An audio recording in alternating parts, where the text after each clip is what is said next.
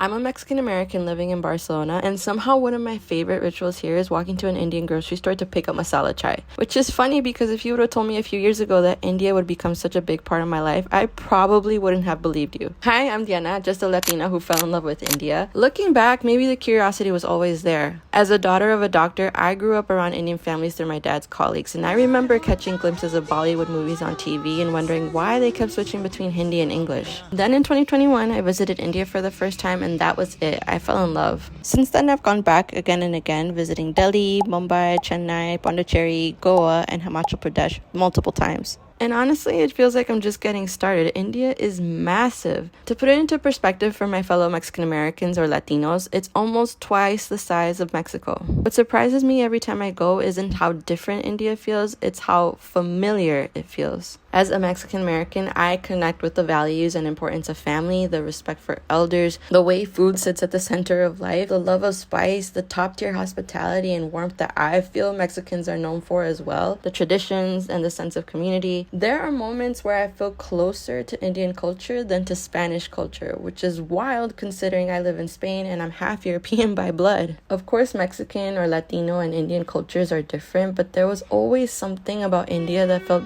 deeply recognizable to me. Somewhere along the way, it stopped feeling like a place I visited and started becoming a place that shaped me. Next year, I'll be taking a group of women there to experience some of what made me fall in love with it in the first place. But until then, I've been trying to find ways to stay connected to the culture. So I decided to start a series where I share something I've learned about the surprising connections between Indian and Latino culture. Because the more time I spend in India, the more I realize we're not as different as people think.